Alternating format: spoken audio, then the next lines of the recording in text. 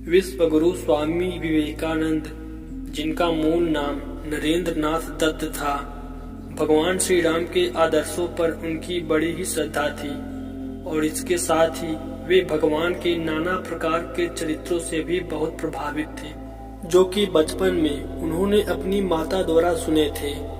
वे मेले से भगवान श्री रामचंद्र जी की कुछ सुंदर मूर्तियां लाए थे और उनकी नित्य प्रतिदिन पूजा किया करते थे। फिर वे भगवान शिव जी की पूजा करने लगे।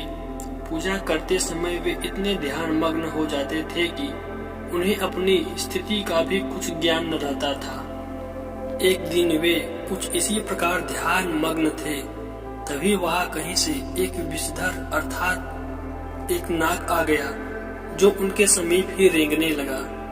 उनके मित्रों ने जब यह दृश्य देखा तो भय से शोर मचाने लगे, पर नरेंद्र स्थिर चित्त से ध्यान मग्न रहे। सारा परिवार वहां आ गया था और सबके होश उड़ गए थे। नाग और नरेंद्र के बीच अधिक फासला न था। नरेंद्र जी उस स्थिति में भी ध्यान मग्न बैठे रहे और उस संकट से अनभिज्ञ रहे। किसी प्रकार की मदद का प्रयास उस नाग को हमले के लिए भड़का सकता था और सभी परिवारजन मन ही मन ईश्वर से प्रार्थना करने लगे। तभी अचानक से नाग वहां से रेंगते हुए कमरे में ही कहीं लुप्त हो गया। सबने राहत भरी सांस ली। माता झपटकर अपने पुत्र को अंकपास में लेकर रोने लगी। नरेंद्र समाधि से बाहर आए। वे अपने आसपास परिजनों व मित्रों को बदहवास खड़े देखकर चकित रह गए और बड़े भोलेपन से अपनी माता से इसका कारण पूछा। उन्होंने कहा, माँ क्या हुआ? सब लोग इतने परेशान क्यों हैं?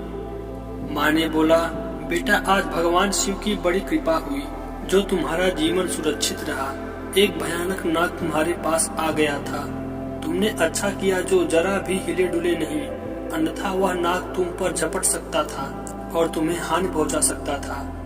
माँ मुझे तो अपने पास नाग के होने का आभास तक नहीं था। मैं तो शिव के ध्यान में आनंद मग्न था। वैसे भी नाग तो शिव के कंठमाल होते हैं, वह मुझे क्या हानि पहुंचाता?